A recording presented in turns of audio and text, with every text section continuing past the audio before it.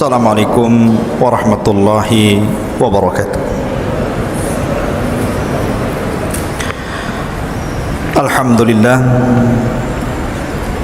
salatu wassalamu ala rasulillah wa ala alihi wa sahbihi wa man wala, wa la hawla wa la quwata illa billahi wa ba'du. Taib, kita lanjutkan kajian kita, masih membahas kitab Bulughul Maram, dan kita masuki dalam kitab atau babul masajid. Kita masuk pada hadis dari Abi Hurairah radhiyallahu anhu. An Abi Hurairah radhiyallahu anhu qala anna Umar radhiyallahu anhu murra bi Hassana yanshudu fil masjid falahadha ilaihi faqala qad kuntu anshud wa fihi man huwa khairum minka. Muttafaqun alaihi. Dari Abu Hurairah radhiyallahu an, bahwa Umar ibn al-Khattab radhiyallahu an memerintahkan Hassan ibn Thabit untuk mengumandangkan syair di dalam masjid. Maka kemudian Hassan melirik kepada Umar ibn al-Khattab. Maka Umar ibn al-Khattab mengatakan, sungguh aku telah mengumandangkan syair di dalam masjid, dan di dalam masjid tersebut ada orang yang lebih baik dari kamu. Maksudnya Nabi sallallahu alaihi wa ala alihi wasallam. Tentang biografi Abu Hurairah radhiyallahu an secara ringkas sudah saya jelaskan. Abu Hurairah radhiyallahu an menceritakan bahwa Umar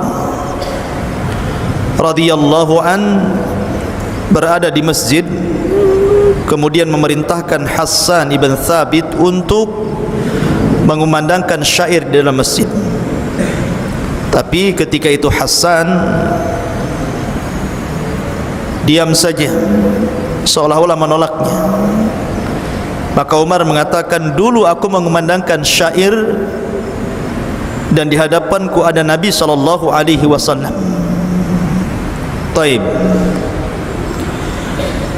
Di sini ada kisah Umar ibn al-Khattab radhiyallahu an dengan Hassan ibn Thabit. Umar ibn al-Khattab radhiyallahu an ma'ruf adalah satu di antara orang yang mendapatkan jaminan masuk surga dari 10 sahabat yang disebutkan dalam satu redaksi hadis. Nabi SAW bersabda, Abu Bakar fil jannah, Umar fil jannah, Uthman fil jannah, Ali fil jannah. Kemudian menyebutkan sampai 10 sahabat. Salah satunya adalah Umar ibn al-Khattab. Dan Umar ibn al-Khattab radhiyallahu an bertemu nasabnya dengan Nabi sallallahu alaihi wasallam pada Ka'ab ibn Lu'ay. Jadi nasab Umar ibn al-Khattab itu sampai kepada Ka'ab ibn Lu'ay, dan Rasul juga sampai kepada Ka'ab. Berarti di sini nasabnya Umar dengan nasabnya Rasul bertemu. Dan Umar seorang Quraisy. Lah Umar ibn al-Khattab radhiyallahu an dahulu adalah penentang Islam, dan dia orang yang digadang-gadangkan oleh orang-orang Quraisy untuk menjadi safir. Safir itu artinya orang yang didelegasikan untuk melakukan perdamaian dengan daerah-daerah atau negara-negara. Kenapa Umar bin Khattab dijagokan oleh orang-orang Quraisy? Karena Umar itu ahli syair. Tadi disebutkan Umar mengatakan, dan saya pernah bersyair di masjid sementara Rasul berada di hadapan saya. Artinya dia ahli bahasa, bahasanya sangat tinggi sekali. Dan Umar ini memiliki perawakan yang tinggi. Jadi kalau dia berjalan bersama Nabi SAW, Nabi itu pendek sepinggangnya Umar. Jadi kalau Nabi di depan, kemudian melihat dari belakang, Rasul enggak kelihatan karena terhalangi dengan besarnya badan Umar ibn Khattab. Jadi kalau dia naik kuda, itu kakinya ke tanah, tinggi gitu kan, dan ditakuti. Lah Umar ibn Khattab ini mencatat sejarah dalam Islam. Ketika para sahabat Nabi SAW ketakutan di awal dakwah Rasul, ketika Umar ibn Khattab masuk Islam, mereka jadi berani. Kenapa? Karena ada backingnya. Kalau ada yang macam-macam, lapor sama Umar. Dulu tidak ada orang yang berani solat di sekitar Ka'bah, tapi setelah Umar masuk Islam, mulailah para sahabat berani solat di sekitar Ka'bah. Bahkan ketika masuknya Islam Umar ibn Khattab, tidak ada satupun para sahabat yang berani berdakwah terang-terangan. Kemudian Umar minta izin dan mengatakan, ya Rasulullah, alasna alal haq Rasul, bukankah kita di atas kebenaran? Kenapa kita tidak menjaharkan dakwah kita? Kata Nabi SAW, pelan-pelan wahai Umar, ada waktunya. Tapi Umar terus memaksa kepada Rasul sehingga Rasul mengizinkannya.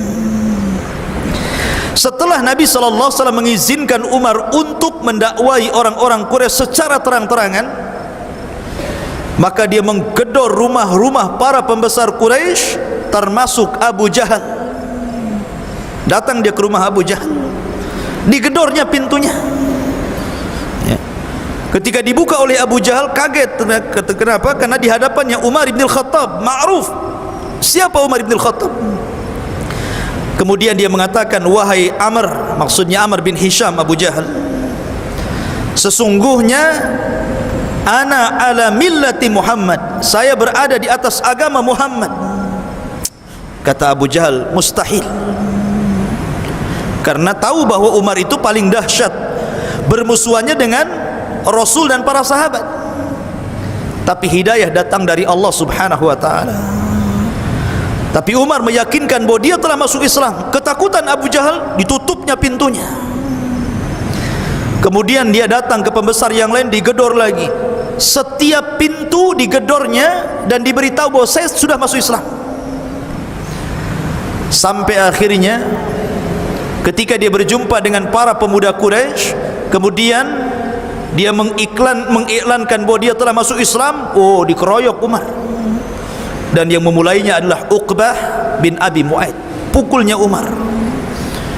Umar ini kuat, dikeroyok sama orang ramai dari siang sampai tenggelam matahari, terus berkelahi, gak berhenti-berhenti ya. Dan tidak kalah, Masya Allah. Coba antum kelahi dari siang sampai sore, kan lemas antum, apalagi dikeroyok gitu kan. Ini datang lagi, ditantang sama dia, sampai dia mengatakan, kalau aku masih tetap di Mekah, kuusir kalian semuanya. Makanya wajar kalau Umar disebut Al-Faruq, yang membedakan mana yang hak dan mana yang batil. Adapun keislamannya, pada awalnya Umar bin Khattab radhiyallahu an terenyuh dengan seorang wanita, Ummu Abdillah radhiyallahu anha. Ketika sebagian kecil para sahabat melakukan hijrah pertama kali ke mana? Ke Habasyah, belum ke Madinah. Karena hijrah ke Habasyah itu 2 kali, baru ketiganya ke Madinah.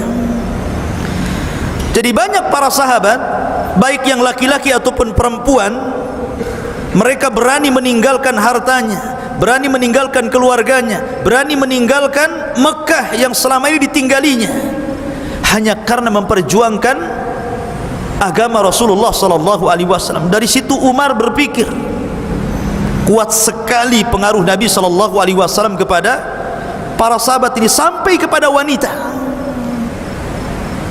Dari situlah ikhwatu fiddin dimuliakan Allah azza wajal, ketika suatu ketika Umar bin Khattab dihabari dengan sesuatu yang tidak enak tentang Rasul sallallahu alaihi wasallam, marah dia.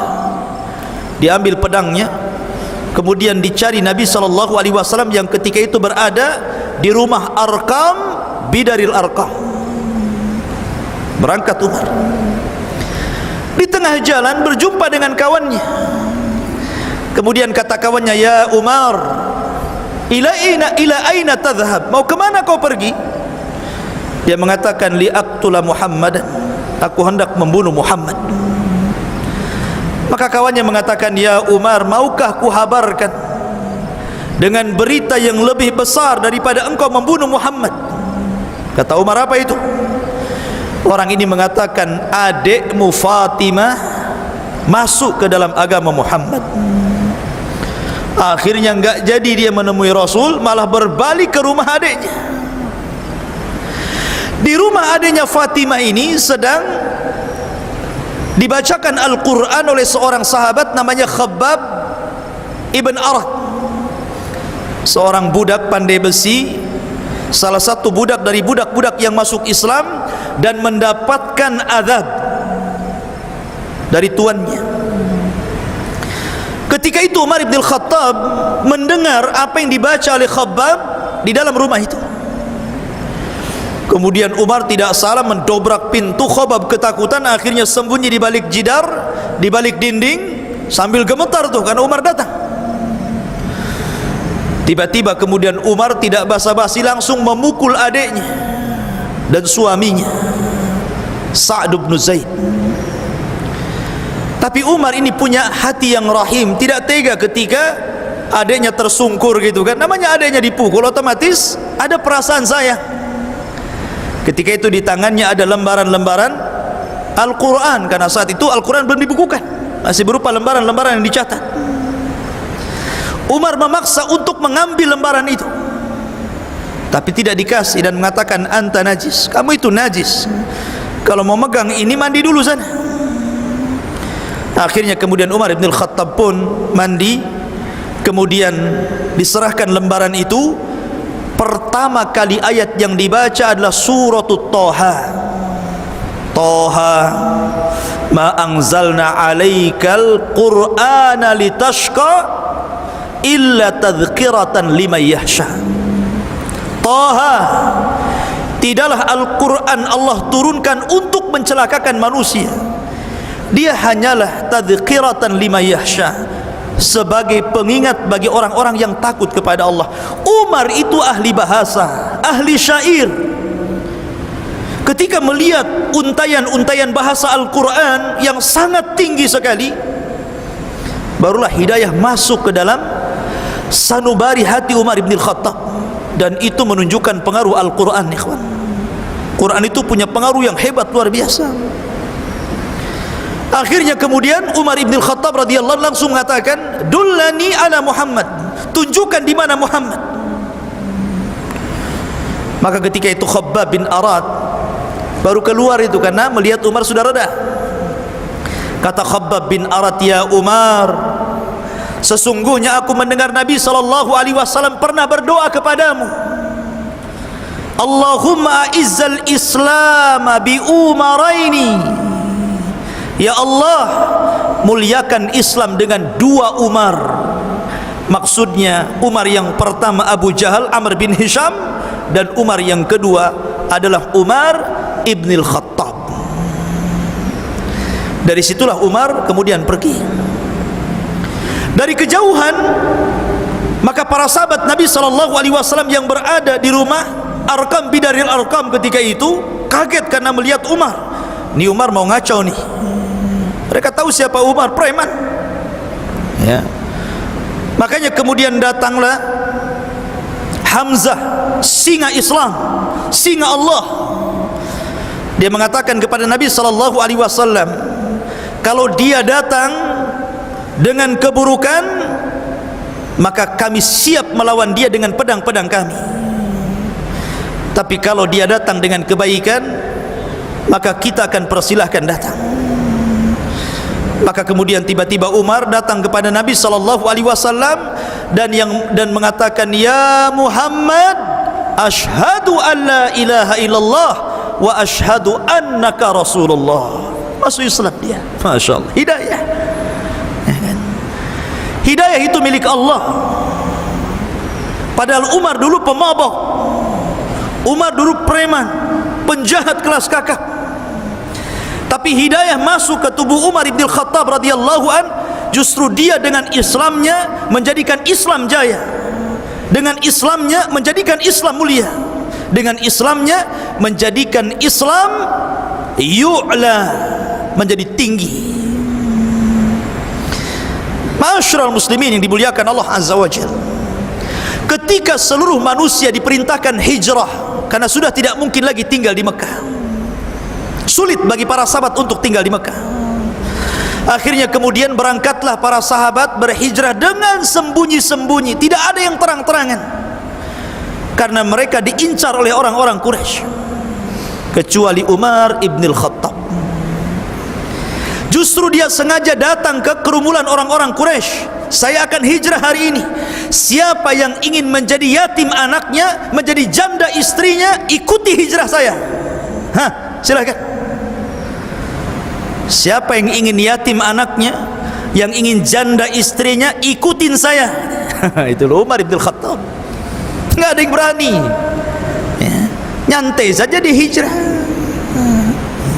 Tapi para sahabat lihat, susah mereka hijrah. Suhaib Ar-Rumi padahal pemanah hebat, dikenal orang-orang Quraisy itu. Siapa Suhaib Ar-Rumi? Pemanah nomor 1 di Mekah. Ketika hijrah dihadang sama orang Quraisy. Kata Suhaib, di tanganku ada 20 anak panah. Kalian tahu siapa aku? Aku ini jago panah.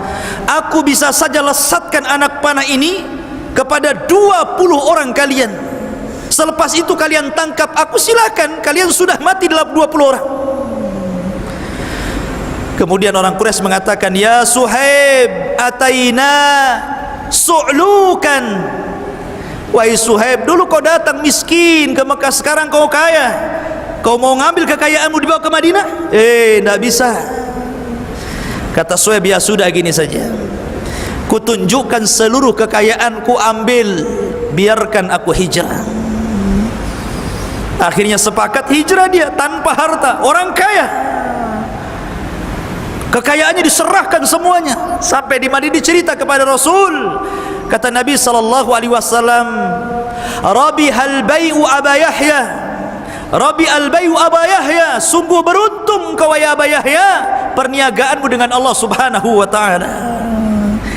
Ini sahabat. Umar enggak gitu, enggak ada yang berani ngadang dia, karena jagonya Umar ibn Khattab.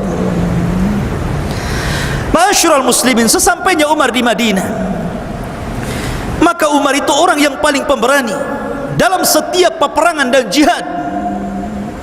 Sampai dalam perang Uhud yang merupakan kekalahan kaum muslimin, bahkan orang-orang munafik, orang-orang kafir menghembuskan cerita bahwa Rasul terbunuh dan Abu Bakar juga terbunuh. Maka dia datang kepada Abu Sufyan, ketika itu masih kafir. Dia mengatakan, ya Aba Sufyan, kadzab. Wahai Aba Sufyan, dusta kau.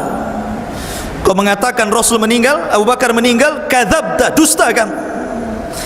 Kata Abu Bakar, sadaqta, sadaqta ya Umar, kamu benar. Dan orang-orang musyrik yang lainnya itu enggak benar. Dibenarkan sama Abu Sufyan, karena memang Rasul belum meninggal. Rasul disembunyikan para sahabatnya, walaupun berakhir dengan kekalahan di Uhud.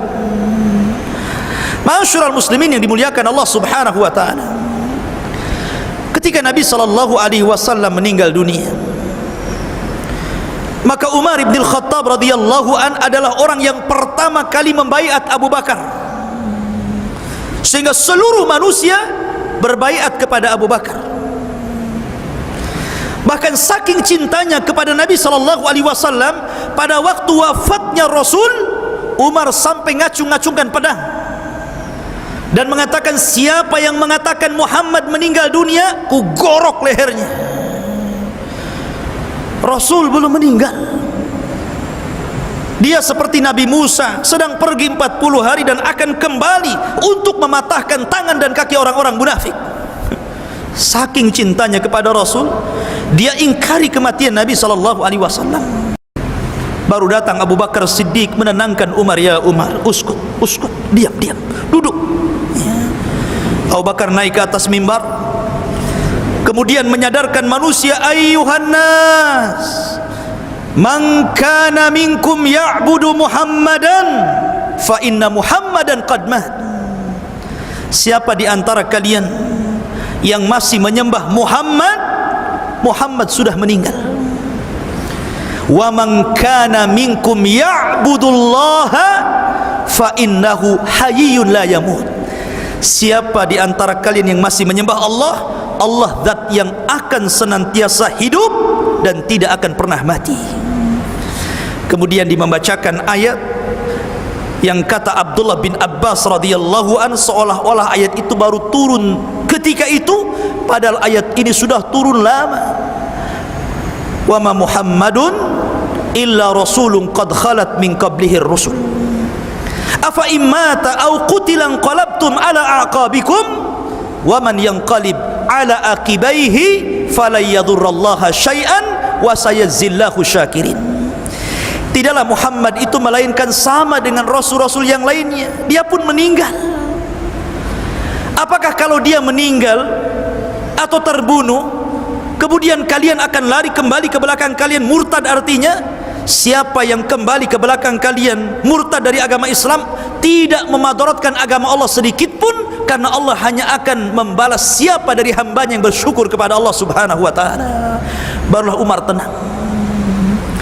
Baru setelah itu heboh permasalahan kepemimpinan, maka Umar langsung berbaiat kepada Abu Bakar. Seluruh manusia berbaiat kepada Abu Bakar Siddiq radhiyallahu anhu. Ketika di perang Yamamah, ketika Abu Bakar melawan orang-orang murtad,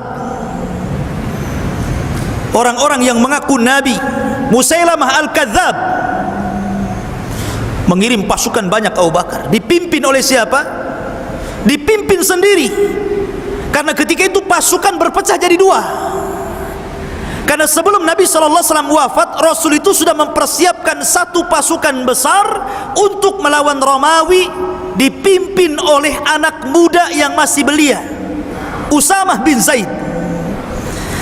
Jadi ketika Abu Bakar hendak memerangi nabi-nabi palsu, dia tidak mau menggunakan pasukan yang sudah disiapkan Rasul oleh Usamah bin Zaid. Dia buat pasukan sendiri. Dia berperang melawan nabi palsu. Dalam peperangan ini, dalam perang Yamamah ini, banyak qurra'ul Quran, para pakar-pakar Al-Quran, tumbang dan syahid. Akhirnya Umar kekhawatiran terhadap hilangnya Al-Quran. Lihat bagaimana Umar. Ini para qurra Al-Quran banyak yang meninggal nih. Ini kalau dibiarkan, maka Al-Quran akan dilupakan oleh manusia. Maka dia mendesak kepada Abu Bakar untuk membukukan Al-Quran, mengumpulkan lembaran-lembaran Al-Quran yang dicatat oleh para sahabat Rasul, dikumpulkan jadi satu supaya Al-Quran terjaga. Bagaimana hirsnya, perjuangan Umar untuk mengumpulkan Al-Quran, mendesak Abu Bakar karena dia Amirul Mukminin. Akhirnya Abu Bakar pun mau, akhirnya mengumpulkan lembaran Al-Quran sampai menjadi mushaf, tapi belum mushaf resmi, karena resminya di zaman Utsman, ya kan? Lah ketika Abu Bakar meninggal dunia, maka Abu Bakar Siddiq radhiyallahu an berwasiat kepada Umar ibn Khattab agar dia menggantikan dirinya. Jadi kepemimpinan Umar itu wasiat dari Abu Bakar. Jadilah Amirul Mukminin Umar ibn Khattab. Satu-satunya gelar Amirul Mukminin adalah Umar ibn Khattab. Amirul Mukminin ini gelar kepada Umar, karena Abu Bakar belum digelari Amirul Mukminin. Amirul Mukminin ini hanya digelari kepada Umar ibn Khattab. Ya wajar, Karena kepemimpinan Umar ibn al-Khattab ini membuka Islam lebar-lebar. Mesir ditaklukkan sampai kepada perang Qadisiyah.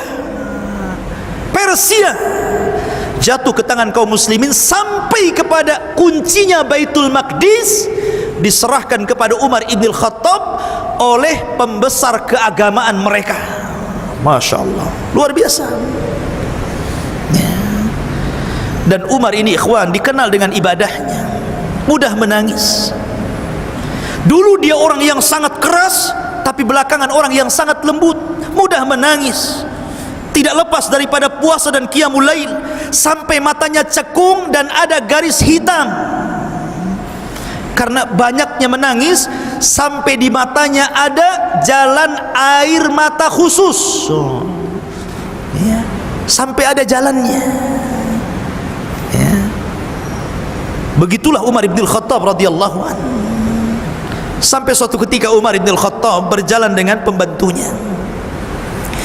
Di tengah jalan dia berjumpa dengan nenek yang sangat tua, renta. Tiba-tiba wanita ini memanggil Umar dengan tidak sopan, tidak sebagaimana orang memanggil Amirul Mukminin, tidak. Justru dia mengatakan, "Ihi ya Umair, ihi ya Umair." Bukan Umar tapi Umair. Dalam bahasa Arab Umair itu dari kata fu'ail, isim tasghir, mengecilkan orang, merendahkan orang. Kalau Umar itu besar, kalau Umar itu Umar kecil, gitu maksudnya. Kalau Salman itu besar, kalau Sulaiman itu Salman kecil, gitu maksudnya. Kalau kitab itu besar, kalau kutub itu kitab tipis. Iya Umair, dulu aku melihat engkau bermain-main di pasar Ukat, katanya kan. Sekarang kau sudah jadi Amirul Mukminin, ittaqillah ya Umair, katanya. Bertakwalah engkau ya Umair. Subhanallah, wanita tua nasihati Umar. Marah ini pembantunya. Kemudian menasihati wanita itu dan mengatakan, wahai nenek, di hadapan kamu Amirul Mukminin, ta'addabi, beradab, berakhlak. Tapi Umar bin Khattab mengatakan, wakhir, biarkan dia. Kamu tahu siapa dia? Ya. Kamu tahu siapa dia? Kata Umar. Dia adalah satu-satunya wanita yang didengar pengaduannya oleh Allah Subhanahu wa taala. Dialah Haulah bintu Hakim yang diturunkan satu surah Mujadilah karena pengaduannya kepada Allah Subhanahu wa taala. Ketika itu Umar menangis. Menangis bersyukur kalau dia dinasihati oleh seseorang agar dia terus bertakwa kepada Allah Subhanahu wa taala. Masya Allah. Inilah seorang pemimpin. Kalau dikritik bersyukur. Ini tidak bisa orang mengkritik pemimpin besoknya ditangkap. Ya. Ma'asyiral muslimin yang dimuliakan Allah Subhanahu wa taala. Bahkan Umar ibn Khattab ini setiap malam dia selalu berjalan. Ya. Berjalan melihat rakyatnya, belusukan bahasanya. Kemudian Umar ibn Khattab suatu malam melihat ada satu rumah seluruhnya gelap, ini rumah terang. Kemudian dihampiri rumah itu. Kemudian rupanya ada percakapan seorang wanita tua dengan anak gadisnya, bercerita tentang bisnis menjual air susu. Kata neneknya, kata ibunya, wahai anakku, besok kita akan jualan. Baiknya kita campur susu ini dengan air biar untungnya banyak. Artinya orang yang curang itu sudah ada sejak zaman Umar. Apalagi zaman sekarang ya. Zaman itu kalau curang sembunyi-sembunyi. Zaman sekarang kalau curang terang-terangan, ganjelannya itu nampak itu loh di timbangannya. Ini apa ini? Ah, kayak gak tahu saja katanya. Umar berada di samping rumah itu. Kata anaknya, kata anak gadisnya, wahai ibuku, Umar melarang, peraturan negara tidak boleh curang dalam berdagang. Subhanallah, Umar menerapkan tidak boleh curang dalam berdagang. Kalau kepala negara kayak gini kan enak. Tidak boleh curang dalam usaha. harus jujur, tidak ada riba. Mantap tuh kalau pemimpin kayak gini. Ya. Kemudian ibunya mengatakan, Umar kan tak tahu. Dia nggak tahu kalau Umar di samping rumah dia. Tapi gadis ini cerdas mengatakan, ya, Umar memang tidak tahu, hai ibuku, tapi Umar punya Tuhan, dan Tuhannya Umar juga Tuhan kita. Dia melihat kita. Akhirnya Umar takjub, Masya Allah, di zaman itu Umar saja takjub kok ada orang jujur. Coba, orang jujur di zaman itu Umar sampai takjub, apalagi di zaman sekarang kan. Di zaman sekarang kalau ada orang jujur itu pasti dikatakan gila, ya enggak? Pasti gila itu orang itu. Gila orang itu katanya. Coba saja, kadang-kadang kalau orang ngasih kembalian itu sengaja struknya digedein tuh, kan gitu kan? Sengaja itu dibuat curang tuh struknya kan? Kadang-kadang labelnya lain, ketika dikasir lain, keluar lain lagi gitu kan? Subhanallah. Ya. Kadang-kadang lupa tuh mengambil kembalian, sengaja nggak dikasih. Ya. Artinya orang jujur saja buat takjub Amirul Mukminin. Makanya dia pulang mengumpulkan seluruh anak laki-lakinya dan mengatakan, siapa di antara kalian yang mau kawin? Oh, Qasim bin Umar mengatakan, saya pak, katanya. Sini. Di sana ada perempuan hebat, kawin dengan dia kamu. Harusnya gitu orang tua ya. Antum arahkan anaknya, cari gadis-gadis yang soleha. Nak, kawin sama dia ya. Kata anaknya, nggak bisa pak, sudah dapat di Facebook katanya. Ya. Itulah Umar bin Khattab memperhatikan bapaknya, anaknya. Akhirnya nikahlah Qasim ibn Umar, lahirlah orang yang luar biasa sepanjang sejarah, dikenang kepemimpinannya Umar bin Abdul Aziz. Subhanallah. Itulah Umar bin Khattab. Bahkan ketika Umar bin Khattab dahulu di zaman Abu Bakar, Kapolrinya itu adalah Khalid ibn Walid. Pimpinan kepolisiannya itu Khalid ibn Walid. Karena Abu Bakar cerdas. Abu Bakar itu cerdas, mampu memposisikan seseorang pada posisinya. Dan itu dipuji oleh Umar setelah kematiannya. Ketika dia menjabat menjadi khalifah, dipecat Kapolrinya ini. Khalid bin Walid dipecat, diganti oleh Abu Ubaidah Ibnul Jarrah. Bukan tidak ada alasan. Umar punya alasan, karena orang-orang itu terlalu yakin dengan Khalid. Kalau peperangan dipimpin Khalid pasti menang, itu masalahnya. Kata Umar, di bahaya tauhid orang ini. Ini orang-orang akan tawakalnya bukan kepada Allah tapi kepada Khalid. Maka Umar ingin supaya orang-orang ini selamat tauhidnya, supaya tidak bergantung kepada Khalid lagi dalam peperangan, tapi bergantung kepada Allah. Diganti Kapolrinya itu, naiklah Abu Ubaidah Ibnul Jarrah. Begitu Umar. Ya, celah sesuatu yang bisa menyimpang dari tauhid langsung ditumpas. Bahkan ketika ada para sahabat yang kemudian melakukan sholat di bawah pohon, yang dulunya pohon itu dijadikan Bai'atul Aqabah, tempat berbaiatnya para sahabat sepeninggal Rasul dan Abu Bakar. Di zaman Umar ada orang sholat di situ. Alasannya karena itu pohon bersejarah. Para sahabat pernah berbaiat di sini. Marah Umar, bawa singso, digergaji, ya, ditumbangkan tuh, nggak boleh lagi, karena mengarah kepada syirik tuh. Bahkan ketika Umar bin Khattab perang melawan dalam perang Qadisiyah itu, kaum muslimin menaklukkan sebuah kota, di mana kota itu ada kuburan Nabi Daniel, nabi di zaman Talut, yang memilih Talut untuk menjadi raja, namanya Nabi Daniel. Kuburannya diagungkan di situ, di Syam. Maka Umar perintahkan gali kuburannya, pindah ke tempat lain, buat 9 kuburan, 8 kosong, 1 isinya, katanya. Jadi orang bingung mau nyembah, mana satu nih Daniel nih, katanya. 9 kuburan, ya, yang 8 kosong, 1 isi, gitu kan. Itulah Umar mencegah orang untuk melakukan kesyirikan, gitu maksudnya. Masya Allah, sampai seperti itu Umar itu memangkas orang jangan sampai terjerumus kepada kesyirikan. Makanya Umar langsung pecat Khalid, dan naik tahta Abu Ubaidah untuk memimpin perang Qadisiyah.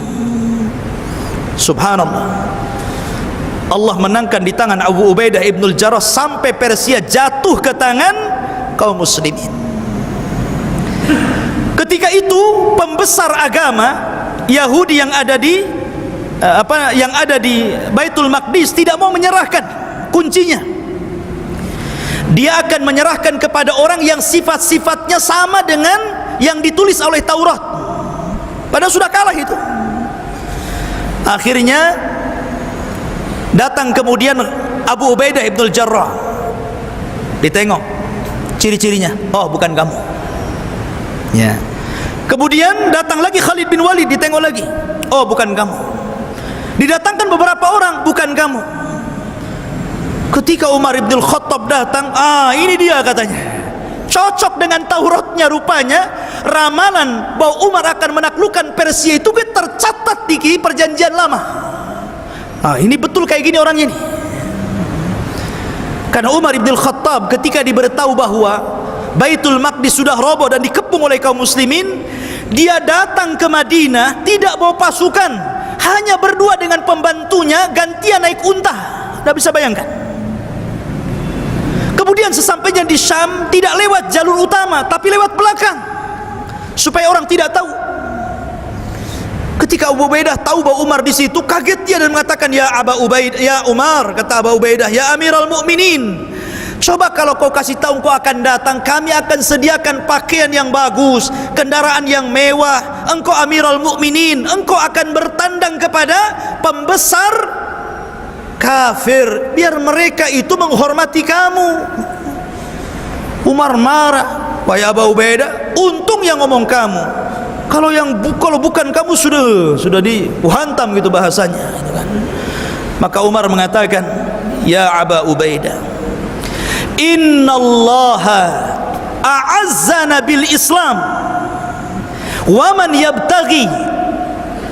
yabtaghi al-izzata bi ghairi ma a'azzana Allahu adzallana Allah. Hei Aba Ubaidah, kita ini mulia karena Islam, bukan karena yang lain, bukan karena pakaian, bukan karena unta, bukan karena kuda, bukan. Kita ini mulia karena Islam. Maka siapa yang mencari kemuliaan bukan karena Islam, maka Allah Subhanahu wa ta'ala akan hinakan dia. Biarkan aku seperti ini. Jadi dia datang kepada pembesar kufar itu membawa pakaian yang dibawa dari Madinah. Coba bayangkan, berhari-hari seperti apa pakaiannya itu ya. Tapi Umar tidak memandang itu sebuah kemuliaan. Dia datang, diambil kuncinya. Kemudian Umar mengumpulkan kaum muslimin. Kita sudah menangkan peperangan ini. Jangan ada di antara kalian yang merobohkan tempat-tempat ibadahnya. Jangan ada di antara kalian yang menumpahkan darah-darahnya. Cukuplah mereka minta jizyah, minta upeti, itu saja. Tuh lihat damainya Islam. Kalau Islam menaklukkan sebuah negara, tidak ada tumpah darah, tidak ada yang menghancur-hancurkan tempat ibadah kafir. Harusnya seperti itu. Tapi lihat ya, bagaimana orang-orang kafir apabila menghancurkan negeri Islam, dihancurnya sehancur-hancurnya. Bagaimana dulu Amerika menghancurkan Irak, habis Irak itu dibombardir. Bagaimana hari ini Suriah, subhanallah. Masyurul muslimin yang dimuliakan Allah Azza wa Jalla. Maka Umar ibn Khattab dikenal sebagai pemimpin yang adil, pemimpin yang ramah, pemimpin yang membawa kemenangan di mana-mana. Makanya Umar ini ketika kematiannya justru membuka pintu fitnah. Mulailah runtuh kejayaan Islam sedikit demi sedikit. Masyurul muslimin yang dimuliakan Allah Subhanahu wa ta'ala. Itulah kisah Umar ibn Khattab. Dan Umar ibn Khattab meninggal dunia dalam kondisi syahid, dibunuh oleh seorang majusi namanya Abu Lu'lu, seorang budak Mughirah bin Syu'bah. Setelah takbiratul ikhram pertama dalam solat subuh, Allahu Akbar, masjid kala itu tidak terang seperti sekarang. Abu Lu'lu sudah membuat pisau bermata dua, dilumuri racun. Tiba-tiba ketika Umar takbiratul ikhram Allahu Akbar, dia berada di sop yang pertama, dikeluarkan pisaunya, ditusuk beberapa kali dari belakang. sampai tembus ke depan. Ketika itu Umar tumbang, dia sangka anjing yang menggigitnya, karena tidak tahan darah banyak keluar, dia lemas kemudian tumbang. Solat pun digantikan Abdurrahman bin Auf, dia pun diangkat ke rumah. Setiap diberi obat keluar dari bekas lukanya, nampaknya Umar sudah tidak tertolong lagi. Kemudian setelah ditanyakan siapa yang membunuhku, maka orang-orang mengatakan Abu Lulu al-Majusi. Dia memuji Allah, alhamdulillah katanya.